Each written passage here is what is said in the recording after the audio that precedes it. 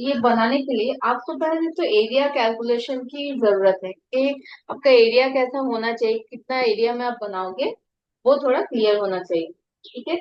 मैं अगर ये पूरा पेज को यूज करना चाहती हूँ तो मैं क्या करूंगी कि इसके फेस के लिए एक हल्का सा अंदाजा ले लेंगे। कैसा शेप है? ठीक ऑरेंज की तरह लग रहा है ना?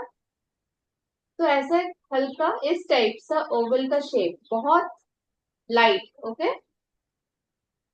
और ड्राइंग के लिए मैंने हमेशा बोला है रिपीटेड लाइन स्टार्टिंग में जब भी करोगे, रैपिड स्केच करोगे। ओके। तो कुछ इस टाइप से बहुत पेंसिल हल्का रख के कुछ रिपीटेड लाइन चलाओ, एक एरिया मार्क कर लो। फिर बॉडी के लिए, बॉडी के एरिया के लिए ये एरिया को अच्छे से समझो, शेप को समझो कैसा है। समझ नहीं आया तो जस्ट सिंपल वो शेप को ड्रॉ करो, आउटर लाइन जो दिख रहा है ना उसको ड्रॉ करो। ठीक है। डिटेल वर्क पे मत जाओ अभी, जस्ट आउटर लाइन जो दिख रहा है उसको ड्रॉ करो, मार्क करके रखो, ऐसे दो तीन रिपीटेड लाइन चला के। ओके। हो गया। इसके बाद आते हैं हाथ पे। ठीक है। हाथ, यहाँ से एक पतला सिंगल लाइन, ठीक है, स्टिक लाइन ड्रॉ करो। कितना? दो साइड में बनाया, दो साइड इक्वल। ठीक है। उसके बाद यहाँ पे एक ब्रेक, ये जगह पे, फिर इतना, दोनों साइड से। कुछ नहीं, जस्ट स्टिक लाइन को ऐड किया। ओके। इसके बाद ये जो फिंगर दिख रहा है ना इसको भी हम डायरेक्ट ड्रॉ नहीं करेंगे, इसको भी अगर इसके पूरा शेप को आप देखो, ठीक है, फिंगर के लाइन वगैरह छोड़ दो, जस्ट ये इसको ऑल ओवर एक शेप की तरह देखो कैसा है, ये भी एक ओवर शेप दिख रहा है। तो यहाँ से भी मैं एक ओवर शेप ऐसे मार्क कर लेती हूँ। ओके। इधर भी वही करेंगे, एक ओवर शेप को मार्क कर लेंगे।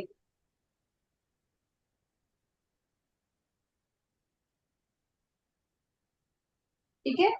इसके बाद पैर देखेंगे, पैर का शेप कैसा है, एक बलून के जैसा है, ये है ना, देखो किस टाइप से जा रहा है। तो पैर का जो शेप है उस शेप को पहले ड्रॉ करेंगे। देखो ये हाथ के बाद यहाँ पे एक हल्का सा कर्व दिख रहा है, तो हमने वो कर्व को बनाया। और पैर का जो शेप है, ये आउटर शेप पे ध्यान दो, इधर ज्यादा है, इधर सामने जब आ रहा है ये कम हो रहा है। ओके, तो हमने भी वही किया, सामने जब आ रहा है कम हो रहा है।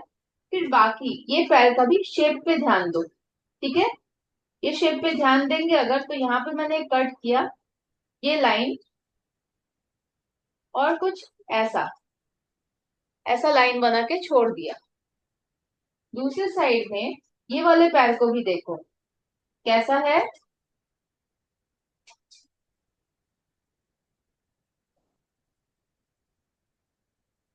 सिमिलर है। पेंसिल दूर पकड़ के जस्ट कुछ रिपीटेड लाइन चलाओ, रफ ड्राइंग। ओके। फिर यहाँ भी पैर, फिंगर थोड़ा सा दिख रहा है, जस्ट यहाँ पे हल्के से मार्क करके रखो।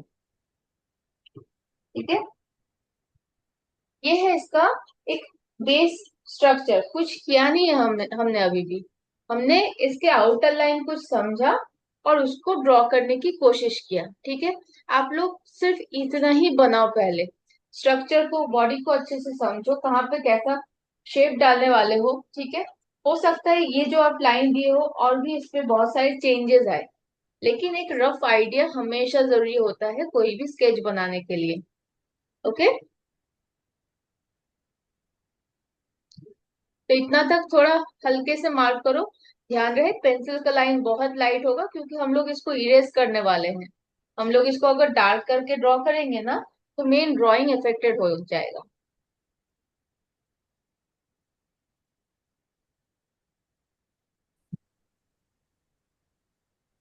चलो भी, यहाँ पे ना फेस पे जो लाइन देना होता है वो मैं ऐड कर देती हूँ। कार्टून फिगर है तो इसमें प्रोपोर्शन फेस पे जहाँ पे जितना एरिया लगता है उस टाइप का नहीं रहता है कार्टून्स में। ठीक है। जनरली ह्यूमन फिगर या तो ह्यूमन फेस बनाने के लिए हम लोग ये फेस को थ्री पार्ट पे डिवाइड करते हैं, जिसका हर पार्ट जो है इक्वल लेंथ का रहता है। बट कार्टून में ऐसा नहीं होता है। ठीक है। कार्टून में ऐसा कोई रूल्स नहीं होता है।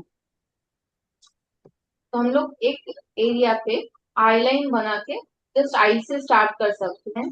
यहाँ पे देखो नोज और लिप्स ये एरिया में डिस्टेंस बहुत कम है, तो हम लोग इसी टाइप से ही बनाएंगे।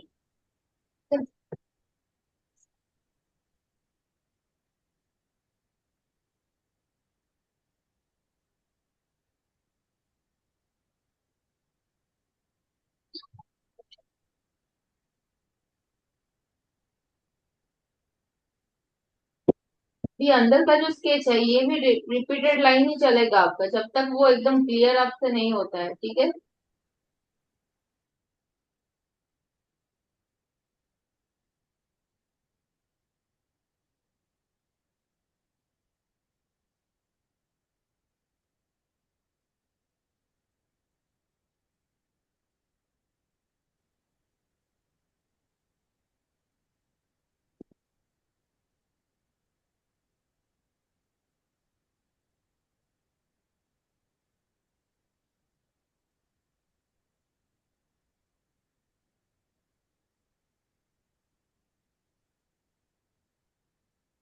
तो इस एरिया को मार्क करके रखो कहाँ पे आईज होगा, कौन सी एरिया पे नोज। डिटेल वर्क मत करना क्योंकि इरेज करना हो सकता है। तो उसके बाद जो लिप्स बनेगा ना, लिप्स बनाने के लिए हमेशा ये जो लिप्स है ना इसके बीच का जो लाइन है इसको ड्रॉ कीजिएगा पहले।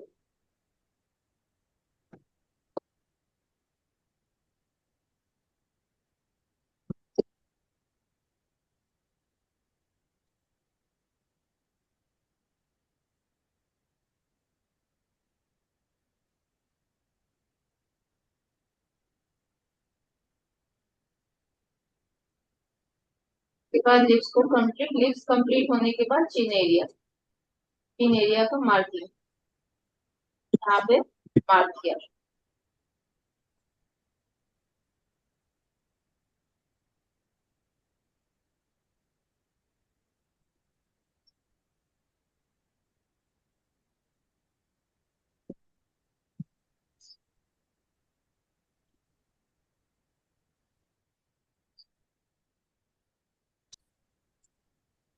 देखो नोज बनाने में अगर डिफिकल्टी होते, नोज का ये नीचे का पार्ट देख लो कैसा है, कर्व कर्व टाइप के।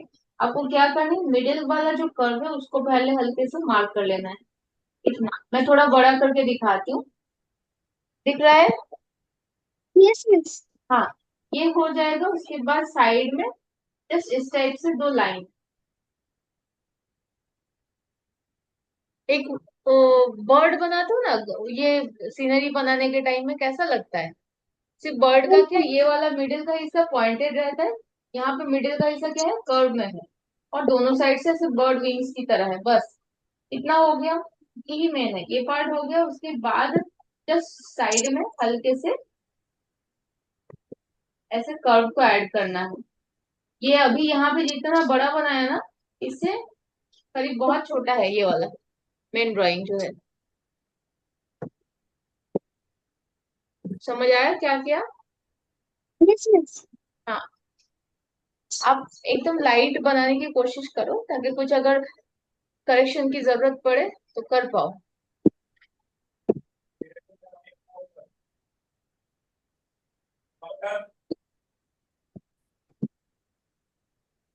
अच्छा, अभी इस चीज में ध्यान दो, हमने अभी तक क्या किया था, ऐसे एक ओवल शेप बना के रख दिया था। अभी प्रॉपर कैलकुलेट करेंगे कहाँ पे कितना एरिया लेना है, प्रॉपर फेस कैलकुलेशन होगा, ओके। तो आप, आपका जो रेफरेंस इमेज है उसके हिसाब से आप देखो, यहाँ पे आई जहाँ पे खत्म हुआ है वहां से नेक्स्ट जो लाइन है कितने गैप पे है, तो आपको उसी हिसाब से उतने गैप पे मार्क करना है। अभी आप ये जो ओवल बनाया था इसके ऊपर नहीं डिपेंड कर सकते, ये रहेगा, ये आपके सपोर्टिंग लाइन की तरह है, ओके। लेकिन आपको मेन कैलकुलेशन में आना है, यहाँ से यहाँ कितना गैप है, वैसे ही मैं यहाँ से उतने गैप पे मार्क कर देती हूँ, ओके। ये मेरा मार्किंग है। नेक्स्ट ऑपोजिट साइड में भी देखेंगे कितना गैप है, मार्क कर दिया, ठीक है। लिप्स के एंड वाले एरिया से गाल, इसका जो चिक है ये कितने गैप पे है वो देखना है और मार्क करना है। मेरा भी यहाँ पे देखा और यहाँ पे मार्किंग किया कर्व में, ओके। इधर भी वही चीज, इतना गैप है देखो, फिर मार्क करो। फुल एक साथ ड्राइंग से के बदले अगर स्टार्टिंग में आप लोग इस टाइप से कैलकुलेट करना शुरू करो, तो आप लोगों के लिए कोई भी फेस बनाना इजी हो जाएगा। पार्ट बाय पार्ट ऐसे कैलकुलेट करने की कोशिश करो, तो आपको इस टाइप के देखो कुछ लाइन मिलेंगे। चीन का ऑलरेडी हमने एक लाइन मार्क किया था। अभी क्या आइस के बाजू में से ये वाला हिस्सा कितना गैप पे है, उसके लिए आपके ड्राइंग के हिसाब से उतना मार्किंग किया, यहाँ पे भी उतना मार्किंग किया। नेक्स्ट आ गए हम लोग लिप लाइन पे। लिप लाइन के जो एंड पॉइंट है उससे चिक का डिस्टेंस कितना है वो मार्क किया दोनों साइड से। ओके, फिर ये मार्किंग को हम लोग बाद में कनेक्ट करेंगे, पहले इतना तक खत्म करके मुझे बताओ, उसके बाद मैं आगे बढ़ती हूँ।